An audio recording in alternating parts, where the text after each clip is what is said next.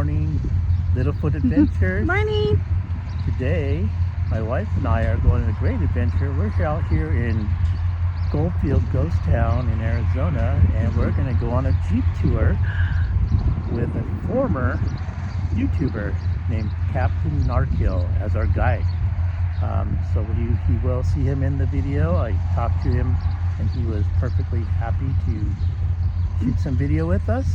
So it's gonna be fun and exciting. Yes, it is. It's a 2-hour tour. Yes, it is. And he's gonna talk about all the different plants in the area. But for now, before the tour starts, we're gonna take you on a trip down this ghost town and check it out and see what it's all about. So here we are in Goldfield Ghost Town, and this is, I don't know if it's an actual ghost town that, or is it built to look like a ghost town. I'm not sure on the history of this place, but they do reenactments of gunfights out here. It's basically a tourist trap. It's got a mine, it's got a mystery shack, zip line, horseback riding, and also a train ride. But we'll walk up through the ghost town and check it out. But this is just a view of what it looks like. If you go back towards the street where we came in, you actually see some people horseback riding right now. They're going out on a tour, and they have an old shaft there. But yeah, we're gonna see what we can find here at the ghost town, and we'll get back to you. Off here to the left of the entrance is what they call Superstition Mountain. And a lot of people from the stories have actually died up in those mountains because they call it Superstition for the fact that there's actually gold supposedly hidden in those mountains, and people for many years have tried to find the gold and have not been successful. But on a very clear day, when you're standing in front of that mountain, it kind of looks fake. It looks like a backdrop. But here's some more footage of the horseback riders coming through.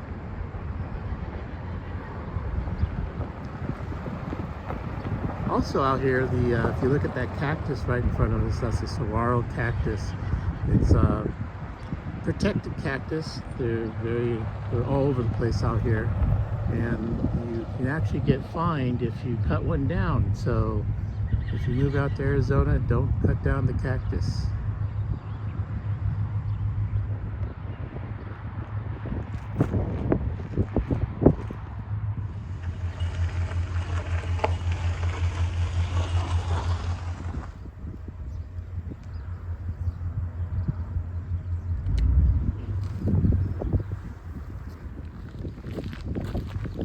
Walking up to the ghost town. Sorry if the camera's a little shaky. Trying to find my stabilizers, but I could not find it for this trip.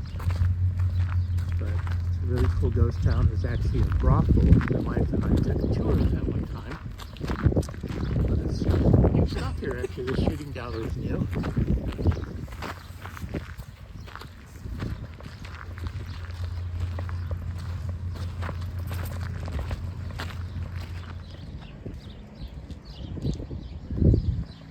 A lot of cool replicas out here.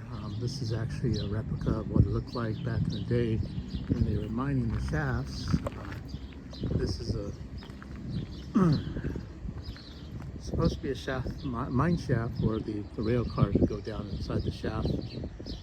Kind of reminds me of back home. There used to be a place called Knott's Berry Farm, and they had a lot of this stuff. Also Calico Ghost Town that we visited in the past. But for finding stuff like this out where we live, this is actually pretty cool. But we enjoy doing this kind of stuff, and I hope you guys enjoy too. Now down the way there, you'll see it says Mystery Shack, and if anybody has ever been to Knott's Berry Farm, back in the day, I'd say the 80s, 90s, they used to have the Mystery Shack there. It's no longer there, so it's kind of cool to actually see it here. My daughter and myself actually bought a group ticket booklet one time, and we did the Mystery Shack, we did the train ride, and we also did the mine. So if you ever come out here, it's worth it to buy the ticket where you get to do all 3 events instead of doing individuals.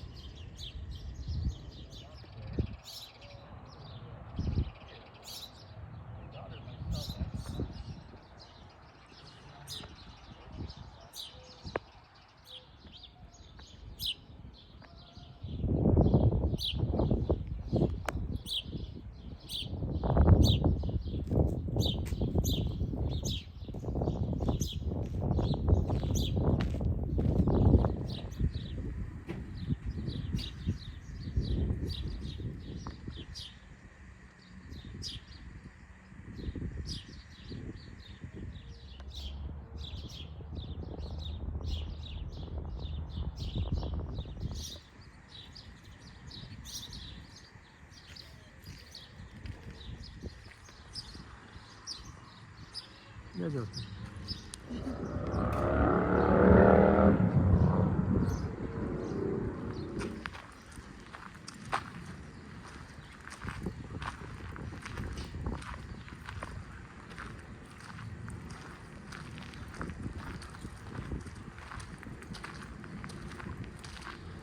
What happened to you, sir? Got locked up. Jail was full, so they put me in a big bird cage. Put you as the example of the town, huh? Yeah. What not to do. Yeah.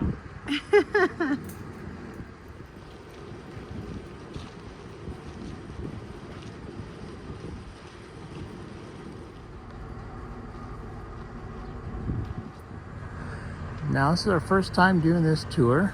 I do see a lot of roads back over there, so I'm wondering if that's where they're going to take us for our off-road tour. It'd be interesting to find out.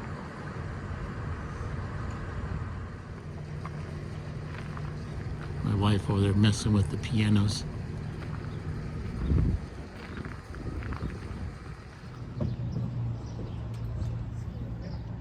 Even little birdies over there too. How they're balanced on their beaks.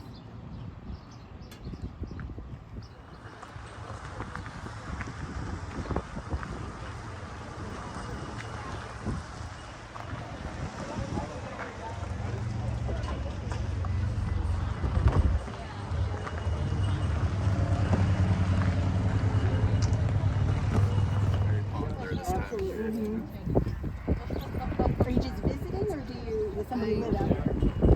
The three of us live. Oh, okay. But then nice. And another second. I was like, yes. And I'll take water. There's gonna be some turbulence on this flight. You guys make sure you buckle up. Any lost baggage, call the number on the side of the truck. Once again, thank you for choosing Apache Trail Tours. Prepare for liftoff. In the event of lost cabin pressure, oxygen will drop from the ceiling. Assist children before assisting yourselves. So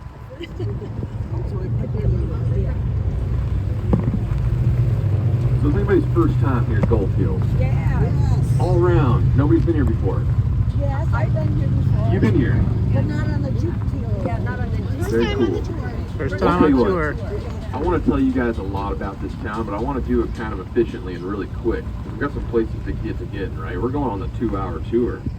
We're going to head out in the desert, more specifically the Tonto Forest. And you guys are probably like, the forest? What is this man talking about? Oh, don't worry, we'll get into all of that. But real quick, I want to tell you guys about this town. And I'm going to actually use this giant boulder right here on the left-hand side of the truck to tell you about it. This boulder right here is going to tell you a ton about this little town right here.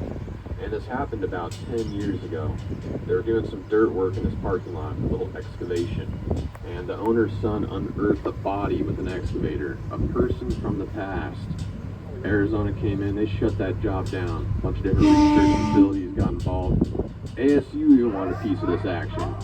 And at the end of the day, well, 4 months went by and they determined it was a man. Zipping back to the ground with the most information they had, and this is the unknown prospector right here on the left, and this is a semi-marked grave site. Now the reason they find people from the past out here, artifacts, stuff like that, is because Goldfield here is a historical spot. This is home to the Mammoth Mine, which is the largest gold mine in the region. Can't hear me at all? No, that was the damages part. Oh, which part did you miss? About the last Where did I So leave the you? body, you determined it was a male body. Oh, okay, yeah, 4 months went by. Was the microphone cutting out? No, I was talking. Oh, okay. Well, I'll tell you what, 4 months went by. They did some research, and, well, they determined at the end of the day it was a man. So they put him back in the ground with the most information they had, and they determined it's the unknown prospector, and that little rock right there is a semi-marked grave site. Now, the reason they find people from the past out here, artifacts, stuff like that, is because Goldfield's a historical place. This was home to the largest gold mine in gold. All different kinds of mining claims out here. Like I told you, the mammoth was here. But also they got the bulldog, the wasp, the black queen. I'm going to show you guys the tomahawk on this trip, the bluebird. Lots of different mining claims out here, as this area of the East Valley was kind of the epicenter for Arizona's gold rush in the late 1800s. There they are. It's kind of up to you. It's a superstitious place. Then again, maybe I've been abducted and probed by aliens and the whole deal, and I just don't remember. I'm going to leave it up to you. That's Superstition Mountain, dude. It's a beautiful place. You get this really cool luxury here in the East Valley where sometimes it's like a second chance at sunset. You ever waited for a sunset all day long? You know, you think it's going to be good. You want to get a time lapse of it, or you want to get a picture. You're like, this sunset's going to be the one. It's gearing up all day. The clouds are moving in. You are certain this sunset. They look like something out of a horror movie. There's like a black cardinal. The males have a bright red eyeball. It's pretty cool. It's kind of like a cardinal, but black. Keep your eyes peeled.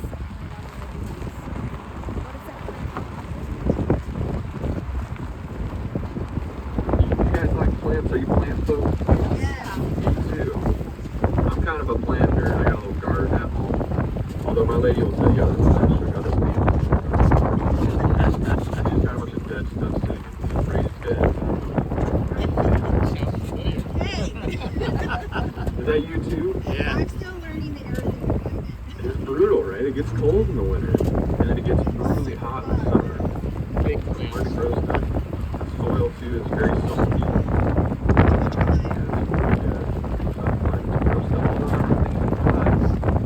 One thing I've found that's hard to build in Denver. I got a jalapeno bush that just don't quit. We're gonna drop through here, guys. Hang on. We're gonna keep the butt of the truck on the ground, I promise. Scouts on. Hang on. Hang on, hang on. Got you.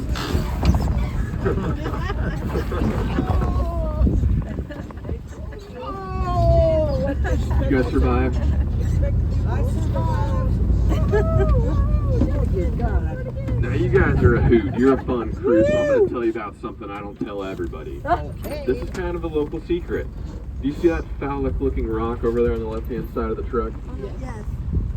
Well, there's actually a spring on the back side over there.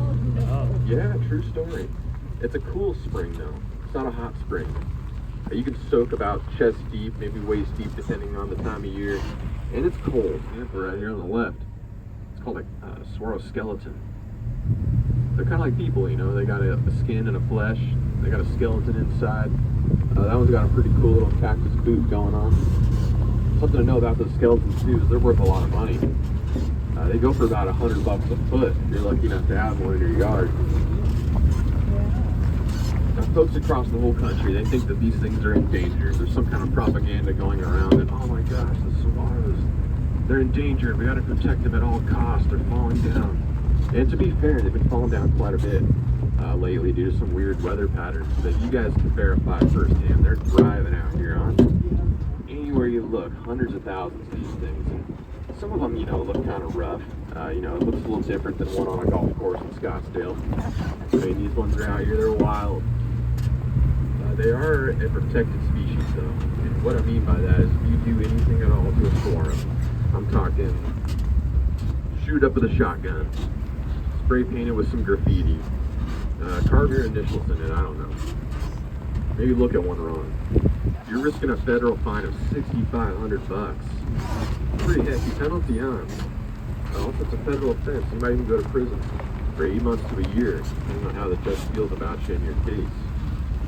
That'd be a pretty weird way to wind up in prison, wouldn't it? You're like sitting awake one night with your cellmate, and he's like, yeah, what'd you do to get in here? And you're Yeah, I carved my lady's initials into this thing with a heart. He's like, man, that's crazy. I carved my initials into a taxi driver. So that'd be a crazy way to wind up in prison. So something to know about. I'm just telling you guys the stuff that's good to know about. That's definitely one of those things. Now there's a reason that they're protected.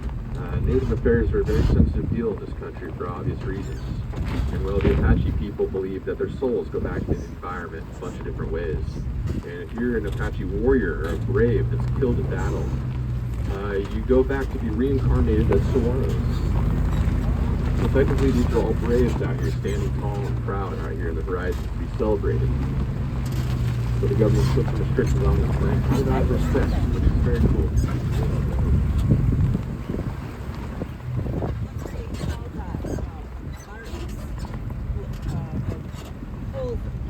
That's a good question. And there's a really funny bird. Legs of it or whatever they are. Well, they all stand straight up. Well, this one over here? Yeah, straight in front of us. They're so cool, you know, they have such a unique personality, you know, they're so different. They're kind of like sunsets, you know, they're not two that are exactly the same, which is pretty cool. So multiple. Even ones with arms, or with no arms, you know, they still look different than another one with no arms. They have such a unique personality. There's actually one on another tour that we do, the 1 hour tour, that looks like a perfect arm. It's got this arm that comes down and it connects again and it comes out with a little leg and it looks like a perfect arm. But there was a lady on this trip last year and she goes, "SANDMAN, that doesn't look like an R to me." And I was like, okay, well, what does it look like? And she goes, "Looks like a sassy cactus." And ever since she said that, I just can't unsee it. It's got its arm on its hip. It's like striking a spicy pose. I kind of lean in. You guys come back, do the 1 hour tour and I'll show it to you. It does. It's got that leaning with the hand on the hip, striking a spicy pose. It's pretty cool. You get a vision. This is a great photo op too, just the juxtaposition with this. There's some cool plants going on here, and I guess I'll take some time to tell you guys about some things here. You know that big tall one with the little leaves? Ocotillo, you're right. You guys heard of jojoba? No. You heard of it? Jojoba, and it's what's on here. There's a little flower, and it turns into a nut. Kind of looks like an almond, and that's what they extract the oil, and they make jojoba oil out of. And I can pass it around. You can touch it. There's no poison, no thorns, nothing that'll kill you. I promise.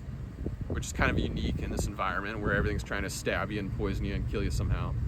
But not this thing. This thing's just trying to keep you moisturized and keep your hair healthy. So it's a pretty cool plant. Crush it. Or is it not ready to do that yet? It's not quite ready, but it's getting there, and it'll pump out these nuts. There's one later in this trip. I'll show you what the nuts look like, but they're from last season. And you add heat, extract the oil, and that's where you get the jojoba oil. They put in, you know, shampoos, conditioners, lotions, makeup, you know, cosmetics. It's a cool plant, and it's a really heavy cash crop. The farmers that harvest this stuff make the big bucks. You know, it doesn't need any assistance really. Add a little water, it'll grow more prolifically, but it's just out here. So when it makes that little nut, you're supposed to take a shower with it. Does it really dissolve? Or? You add heat and extract the oil, and that's what they infuse in shampoos and conditioners. It's like an ingredient. Yeah, yeah. I'll show you one. And they put it in dietary supplements too. There's kind of mixed thoughts on this part. You can eat it. Some people do, some people don't. Allegedly, it suppresses your appetite. Some people say it's really bad for you. It's bad for your heart. I've eaten it. I'm still alive. Other people eat it a lot, and they're doing well as well. So you eat it in the oil form? I used to eat the nut. You just eat it like a snack, like you're on a hike on a trail, and you just snack on some jojoba nuts. I've done it. I feel all right. Not a lot though, huh? I've eaten quite a few. I got a whole bunch of these in my yard, and there's a lot of nuts when they start pumping out those nuts. Some people roast them too, like on a cast iron. You'll hear that part you'll hear different things about, and I take that with a grain of salt. I don't know for sure. I'm not a doctor, but then again, I do know that I'm still alive, so yeah, I think I am. There's also a lot of practical uses for this thing too, and I got some neighbors that do this one, where people will weave it into a fence line. Like like every couple feet. And you go climbing one of those at night, you'd be in for a surprise. Really spiky. Also, if you lots of mining out there too, and the mine shafts out there, some of them are pretty deep. You drop a rock out there, you won't hear it hit anything. What about Joshua Tree? Has anybody ever been to Joshua Tree National Park? Yes. That's a cool place. And then there's a place kind of in kind of like northeasterly Joshua Tree called the Old Dale Mining District, and that is a cool place to check out. If you guys ever go back, it's a really easy 4-wheel drive road to get to it, and there's a bunch of old mining history and some old cabins. It's a really cool place within the national park. This area right here too is such an underrated area of this trip. The beauty out here is incredible. You know, just the depth of field. You can see all these mountains out here. It's just really cool. And if you're ever here around sundown, the mountains turn the coolest colors right here. The ones closer to us kind of turn these yellows and oranges, and they get kind of pink. And the further away you go, there's kind of a thing. It's really loose, really long. There is a substance on the top. It's all volcanic tuff. It's kind of like cement. We're going to hook up on it. Give us some traction when we need it most, but it's going to be rough. Okay, question. The cactus to the right that's got the really light green, is that jumping cactus? Ooh, good question. You're talking about the fuzzy one, maybe almost yellowish looking? Yeah. Let's chat about that. That's a good one to know about. Folks like calling it the jumping cactus. And I'll tell you what, you're officially in Arizona if you've gotten stuck by the jumping cactus. And it'll happen. It's just a matter of time. It's really inevitable. If you stick around here long enough, you'll eventually encounter one. Real quick though, we're going to come through some growth. We got that pesky palo verde over here on the right. That's the dirty birdie, some people call it. You know, the most useless plant on planet Earth. It's going to try to poke you. Don't get poked. You guys on the left, however, this is a goji berry. And there's no berries in there right now, but you stick around, there will be here in a couple months. This is a beautiful plant. It has these berries that taste like cranberries, but also it has these kind of 1-inch thorns on it, so don't get stuck, okay? You guys on the left are in more danger than the folks on the right, but either way, everybody tuck in. Here we go. Come on. Everybody survived? Yeah. All good. I knew you guys would. I was confident. Do you ever see horses? You know what? Up there at the Salt River, you guys been out there? Yeah. Yeah. That's a wild horse sanctuary, but not out here. They've been slowly getting kind of more and more fenced in. You guys remember last year that horse got caught in the cattle grate? Yeah. Yeah, they've just been slowly just fencing these. It's not a chola. A lot of folks like calling it a chola because it's got the 2 L's. But the L's make a ella in Spanish. It's called a choya. And I actually used to prick myself with it on this trip. But my lady, she put the kibosh on that. My lady's name is Lexi, by the way. And she's like, stop doing that on those darn Jeep tours. And I was like, all right, I'll stop. My hand was getting all busted up, still kind of recovering. So I'm going to rob you guys of that experience. I'm not going to prick myself with it. But then again, you stick around this area long enough, you will experience that yourself. It's just a matter of time, really.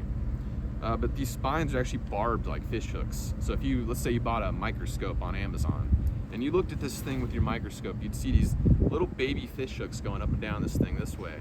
So it goes in real slick and smooth, and then it grabs you and just rips you to bits. It is awful. And you did this on purpose. Yeah, I thought it was cool. I don't know. I'm a guy. What can I say? I don't know. No, sometimes. I got a lot of big grand ideas. You know, my lady's like, no, don't do that. But anyway, you can eat this thing too. So kind of like the desert rush, the milkweed. You know, this thing's awful, right? You don't want to put it in your mouth, do you? Well, there's a way to do it. And what you do is you burn off these spines. This one doesn't look that great. You'd want to go for a green one on the plant. I just didn't want to harm the plant, really. Even though this thing grows like a weed out here, it's prolific. I still, you know, we're conservationally minded. So what you do is you burn off these spines, preferably with like a propane torch. Or you can stick it in a fire. You know, like, have you ever roasted a weenie in a fire with a coat hanger? Yeah. Pull that little maneuver on this guy and you'll get left behind this grilled up looking cucumber-like thing. And you could segment it up, put it in a salad if you want, eat it straight up. I had it once, if you want to know how it tastes.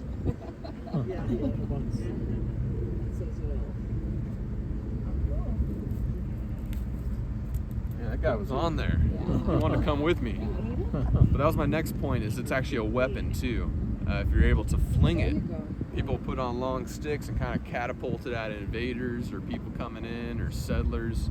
And you know, you get these chunks all over you. It is a crisis.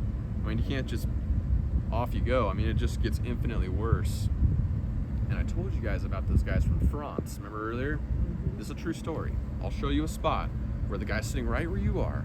He reached his whole arm out right there, and he decided this would be the perfect spot to learn about the cholla. And he got this thing all in his forearm. It was it was incredible. And I'll show you where this happened. You'll see. There's this kind of cholla arch that we go under, and it's real close. It's going to be tight on you guys, both sides. I'll give you a lesson. When you hear the phrase, excuse my French, that comes from the French have a pop, and it's called shit. P-S-H-I-T. And it's orange pop. Interesting. So that's where that comes from. My next question is, well, what does it taste like? Orange pop. Are you sure? Yeah. With a name like that. Yeah, I'll tell you what, though, this I French worked guy. over there. Yeah, I kind of want to try it now. Okay. I don't know if the company's still in existence, but that's where it comes from. So the cholla has the fish hook, but is there another cactus that has a fish hook? There is, yeah. What's The the fish fish hook hook cactus. A cactus? lot of them are kind of like that. You know, it's a spine, but it's not what you see. It's actually kind of serrated, and that's what makes it awful when you get pricked by it. I'll try to show you one on this trip. You reminded me. Let's see if we can find one. This happens every time when I'm thinking of something. It's not around. But we'll find one. There's a barrel cactus out here, a compass cactus. Yeah, I think That thing could potentially might be save your something life. like that. There's some stuff going on with that plant that will put you in a better spot than you might have been otherwise in a survival type situation. We'll see if we can find one. I'll show you guys. Anybody thirsty before we peel out of here? Yeah. You want a water? Or you good? Oh, I've got- You guys don't be shy. Let me know. Make sure you're drinking. What's that? It's kind of like a hybrid between ground beef and sausage, if that makes sense. It's kind of fatty, but also kind of lean, kind of gritty. It's really good. One of my best friends, his name is Jason. Heads up though, real quick. Cactus right here.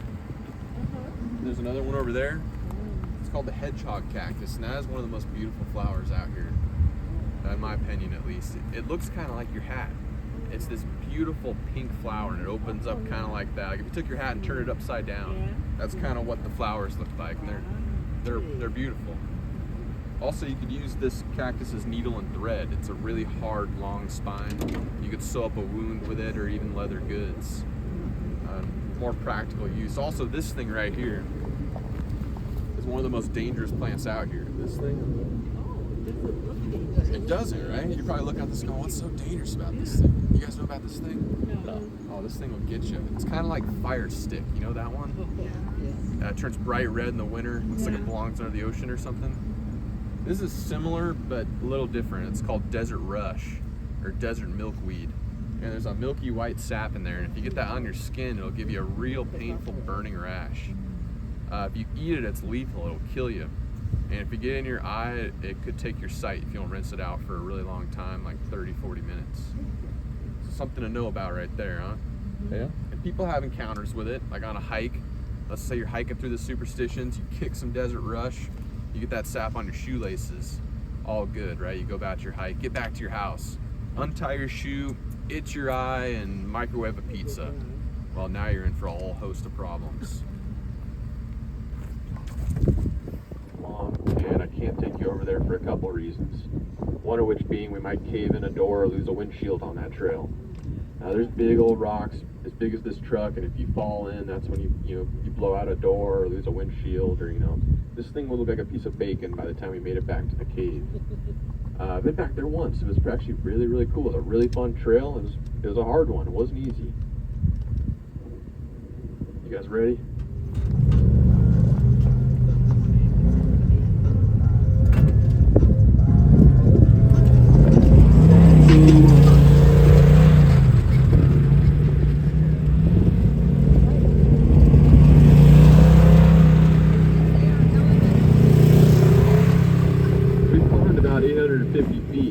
So far on this trip since I picked you guys up. Seems like there's less cacti. Yeah, a little cooler up here too. That breeze probably feels pretty nice, doesn't it? Really low pocket flexibility. You know, there's no sides or anything. We're not going to be on the edge of any cliffs. It's just going to be rough, that's all. It'll be worth it though, I promise. We're going to get up there pretty high, canvas top. It makes it a lot easier. You know, we were sweaty, but it was still pretty cool. Sure. There's purple And we saw a flowers, lot yeah. of snakes out here. Oh, they're pretty. Oh, yeah. I'll be honest with you, I don't know what they're called. There's another purple one out here called Lupin, but that ain't it. Yeah, that's not lupin. No. You want me to make something up? Purple poppy. Yeah, that's a purple poppy for sure. Definitely purple poppy. That's it. Those purple poppies are popping. Did you ever see roadrunners out here? Yeah, all the time. You know what's funny about roadrunners is I actually see them more commonly like in the neighborhoods and in town than out here in the wild. You'll be driving, you just, I get it. Some folks are like the don't do it, have to do it type thing. You're like, don't do that, it'll hurt. And they're like, well, I need to know how bad. I don't think that was this. I think that guy just didn't know and it looked fuzzy and he just wanted to feel it. Well, he Because it felt it looks already. like it would be softballs. Something really good. Yeah, it's different. Pretty stunning. With a little valley here. It's kind of framed perfectly too with the mountains on either side. Grab a selfie right here. You ever seen that documentary Free Solo with Alex Honnold in Yosemite? Yes. That's happy hour, right? Yeah. Their chocolate cake. You ever had that? The mother load? It's you know it. Yeah. I love that. Great restaurant. You ever see a claim jumper? You go to it. It's Where was good. it? This was in California. Yeah, they all closed down pretty much.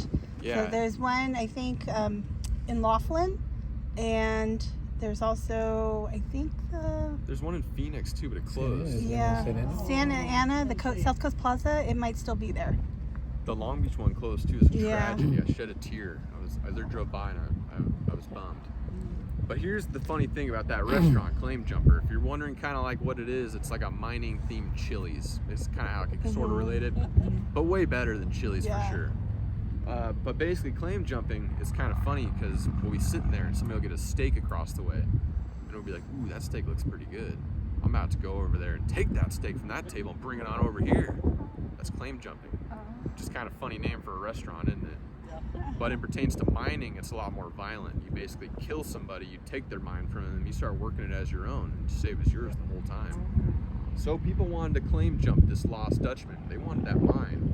And I'll tell you how it shook out, but I gotta open this gate. About 30 people tried to claim jump him that were documented, and well, he killed them. He wasn't having any part of that. And eventually he got a new reputation as a very dangerous man. Not someone worthwhile messing around with. So people left him alone, and it was at this point in his life, in like 1880, he had everything he could have ever wanted as a kid.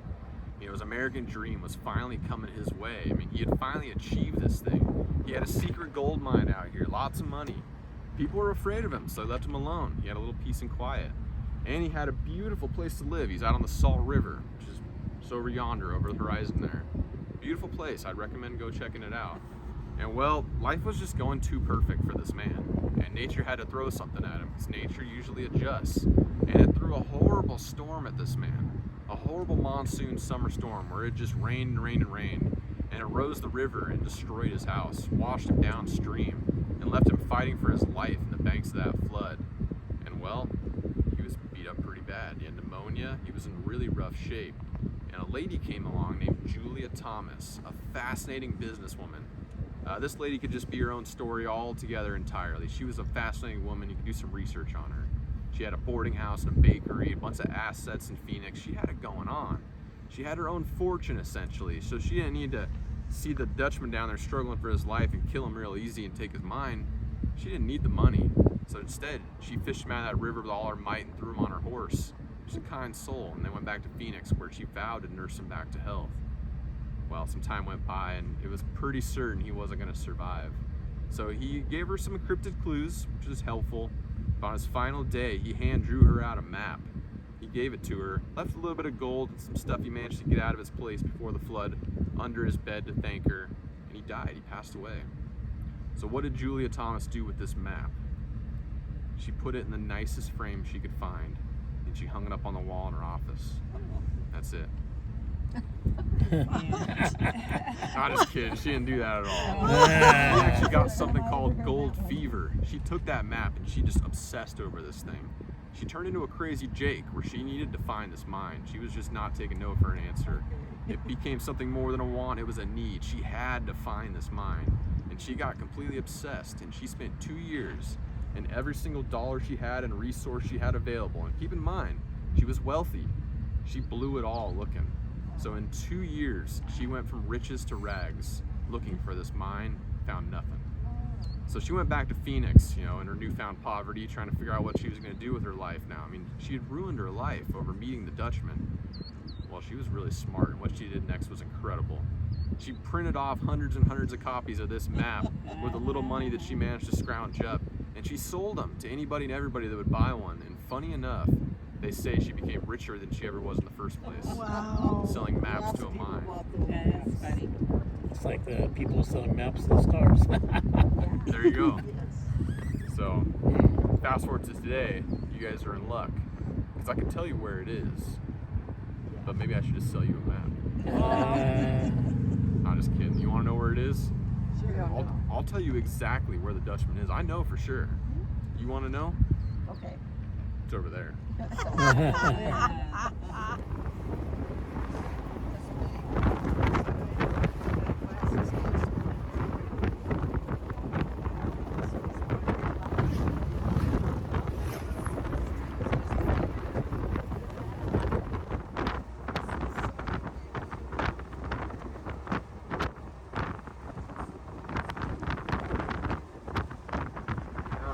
More importantly, thanks for choosing the 2-hour tour. This is the best one. I love doing this tour. This is a good one. I'm gonna back her in too. I got a little step I'll whip out. I'll make getting out a little easier. And yeah, what time is it? 12 o'clock. Make sure you check out the gunfight every single hour. You guys might get the tail end of this one, but don't worry, there'll be another one at 1 o'clock. Craziest thing, everybody gets shot and comes back to life 6 times a day.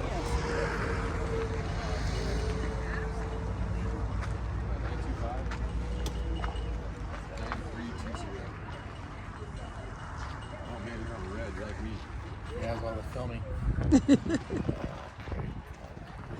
Thank you for the tour. It was amazing. Thanks for coming. It was Yeah. cool hanging out. Yeah, we had a good time. Throwing this baby on Lil Foot Adventures. Yeah, we are.